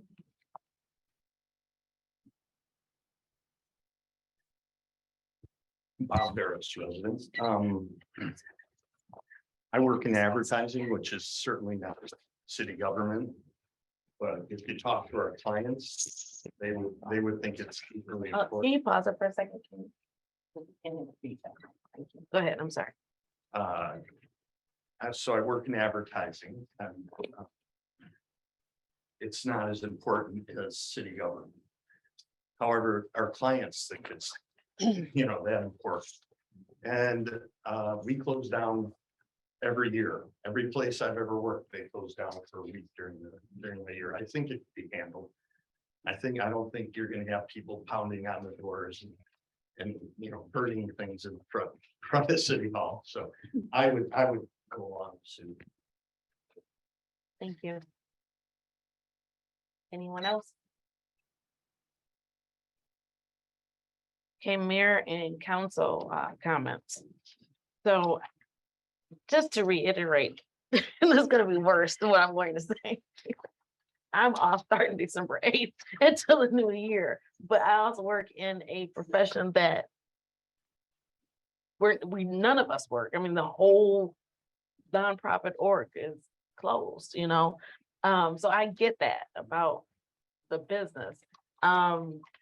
And I don't want to be that person that is like, no, you gotta work here, but I get it also 4-day weekend, but that's, hey. They get a 4-day weekend regardless. It's just consolidating it into 1 week is what I was asking to do. But Because they get the Thursday or the Friday, Saturday, Sunday, Monday off of both of those weeks. Just to clarify. how about this? Go ahead and do it. Do what you feel is best, and then we'll just pick up whatever. Either be like, yay, great idea, or oh my God, we're picking up the pieces. Back to my comments, because that's a difficult one. So I already sent you something, but we need to do the city. Go figure. And no pun, this is actually what I wrote out earlier today, not right now. The city administrator review has to be done. I'm sorry, I didn't mean it to come. I mean, I wrote this out. Look at the email. It was way before that conversation. So I sent you the form to send out to everyone because the form needs to be updated. And so that was my one thing. I know we've continuously talked about our town. I might be the hold up because I just now remembered I didn't write anything. But if you can give us dates of what the actual due dates for things. You can throw that out for me. December 9th is a Friday, is it? I'll be able to kind of, but Because the Saturday's a 10th. Yes, December 9th is the deadline. Because I want to get it to the publisher the week of the 15th, and I mean the day before my birthday. The 10th. we can make it the 8th if that's better. I'll be gone. Don't worry about me, but I'll get in it. But you're saying the due date for everyone that needs for something to go into our town is December the 9th. Actually, it was last week was the due date, but I'll extend it out. No, How if it- about to how Friday? about Friday this Yeah, week till the that's fine. 2nd, December 2nd? I mean, I can write it tonight. Okay. If you're holding up for me, I'll write it tonight and No, I do have a couple of okay, others, so. so. And then going forward, our town is going to come out quarterly, or what are we doing? It costs quite a bit to put out. Biannual, I would do January and July. And even that, I'm concerned about the costs that we have that go into that. So, but That was something very important to I don't want to be, my evaluation is coming up, so. What can we? So, I mean, You tell me what you want done. that's something to Evaluation be, has to be done by December 27th. I don't know what the date is for the evaluation, but I'm assuming that we're behind on the evaluation, right? Technically, I started July 1.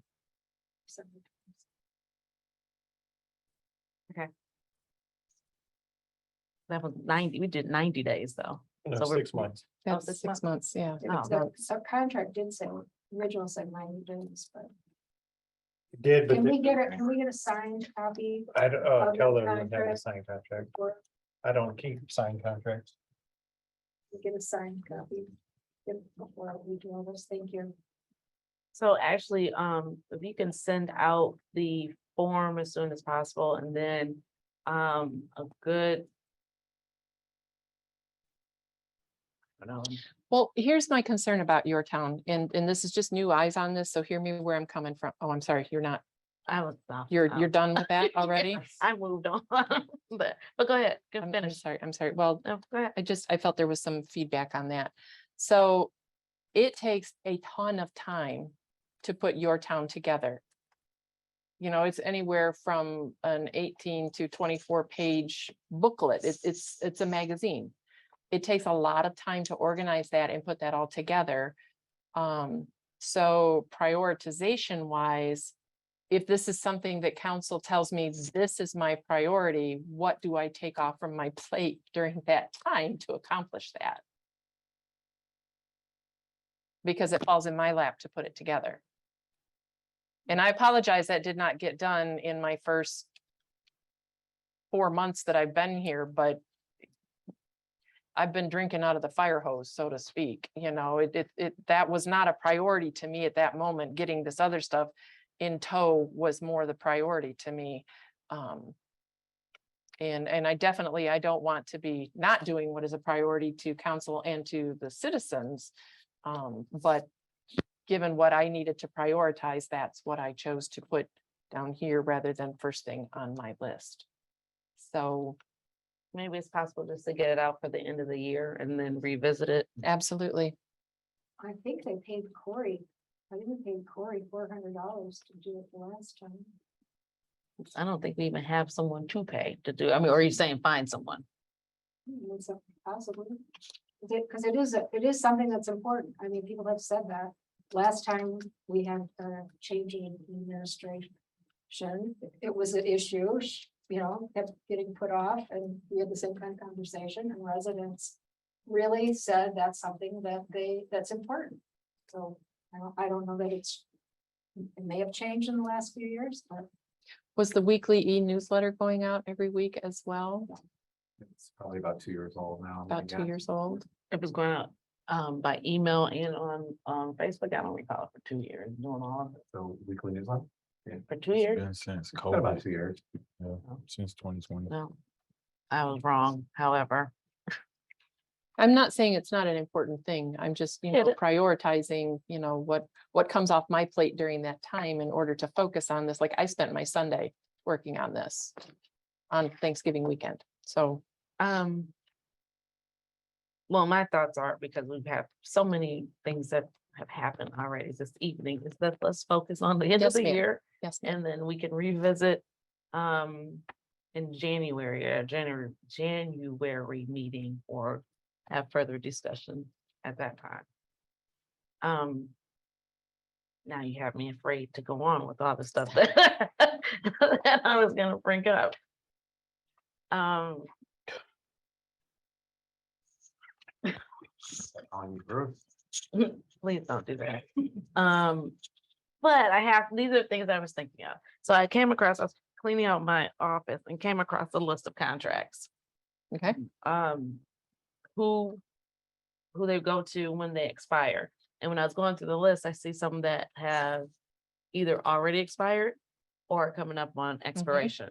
But this is gonna kind of fall into that whole automated something that we probably need, is to know when we need to either renew a contract, when an RFP needs to go out, but we're staying on it. Right, that Or updates. automated process. Yeah. And so hate that I wrote all this stuff down, but I'm on a roll. The other thing that is also with being automated is asset management. And I think we talked about this before a long time ago. Might have been a long time. Where everything needs to be like I'm saying barcoding, I might be going back in the day, but everything, including all laptops, Mhm. anything that is given to council, just so we have an idea of all our assets. Cheers, everything.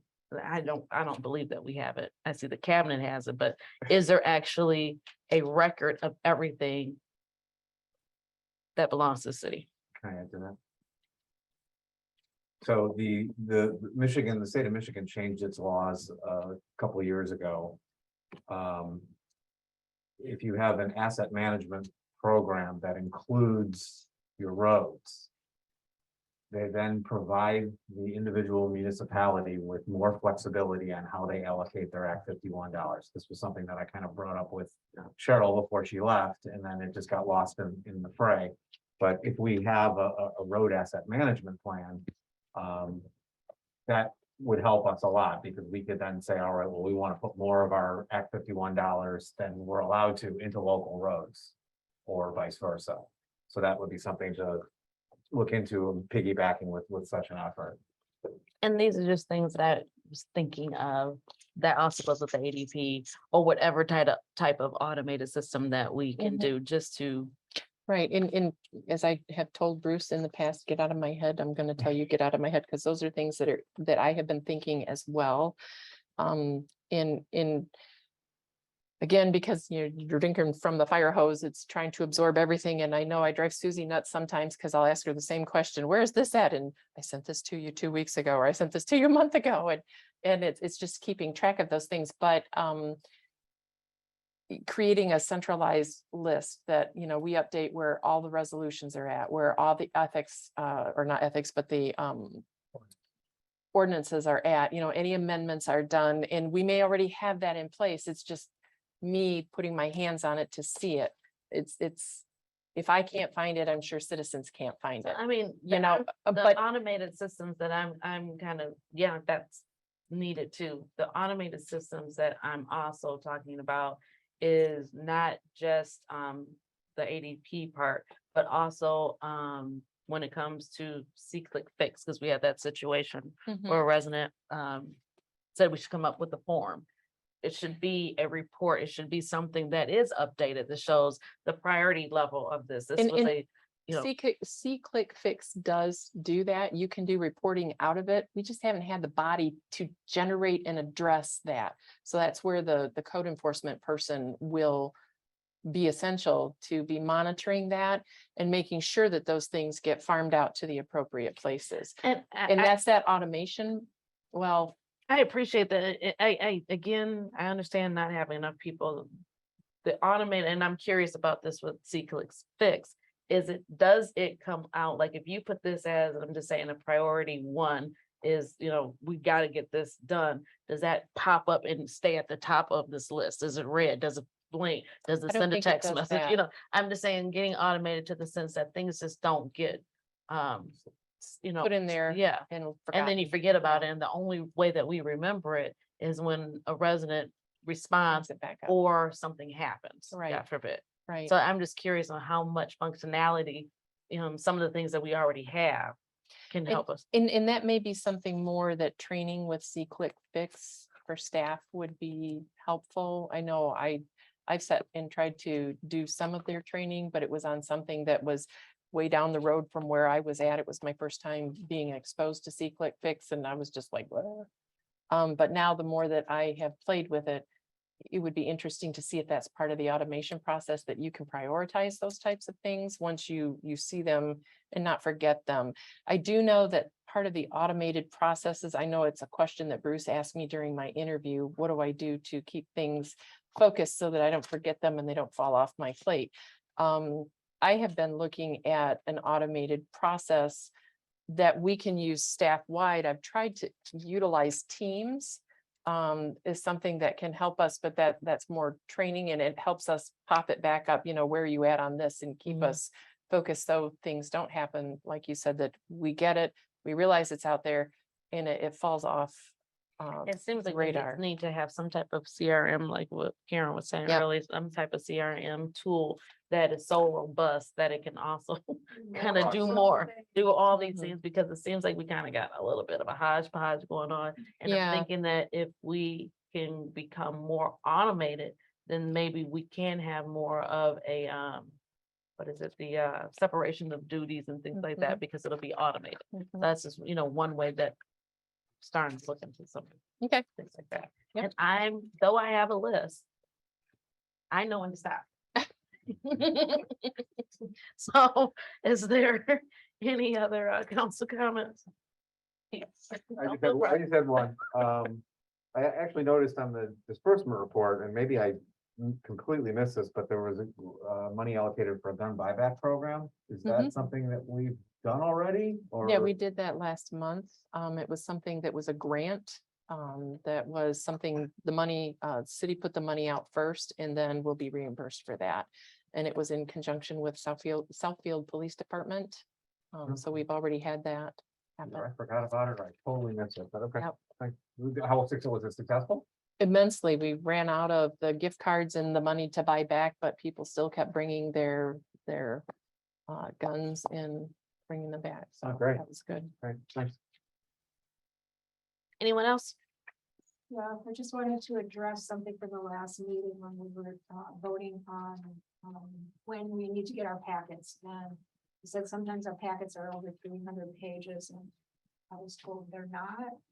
But May, we had 489, June 439, July 387, December 6th, 380, and December 20th, 324. So it is My not- mistake. I'm sorry. Thank you. I misspoke. So it is a lot of information to roll over in a short amount of time. Well, you can also put it on your computer, as most of us have, but that's neither here nor there. I have it on my computer. What does that have to do with anything? Nothing. Let's go ahead. To go through everything thoroughly takes time. Are you going back on the motion, or what would you like to do at this point? Just to prove me wrong? No, I voted no. So you got me. Okay. Anything else? I Any other council? I, comment? I have a couple. Cannabis ordinance update. How does that get updated? So that automatically, the ballot language had a charter provision that's what council voted on and approved. That automatically it has already taken effect. It just gets uploaded to Municode. Now, because that's a charter provision, it supersedes any ordinance language.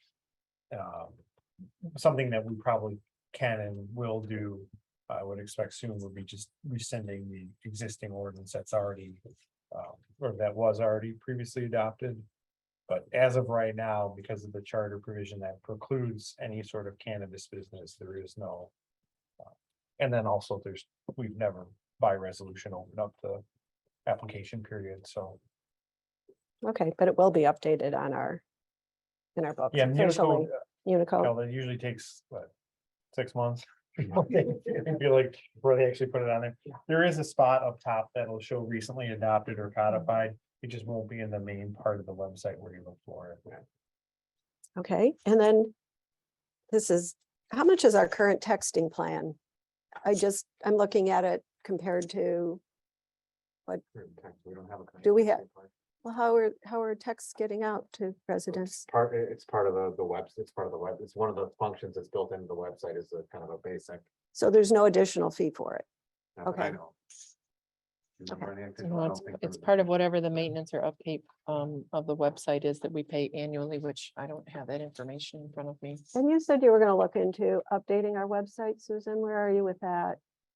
Or, I'm doing it piece by piece when I have a moment to sit down and do things. So I have been updating some things, but then I get to other things and realize, oh, that's really out of date. So well, and I thought it was a different program you wanted to try, or was that an IT? that's IT. That's IT, and where do we stand with that? I have not gotten there yet either, so. Okay, and animal control, we were supposed to have turned our animal control over to Oakland County, did Yep, we? that's been That's done. officially Yep, been that's- done? Yep, Okay. pause is Oakland County. COVID tests are what we have in the building. Is there an expiration date on them? I believe on the outside of the box, they're expired, but when you open them up on the inside, they're still good. I don't have the exact date, but they're still good. I think it was 6 months. I think they added to the orange and white ones. Mhm, I think it was 6 months. mhm. And how much are they?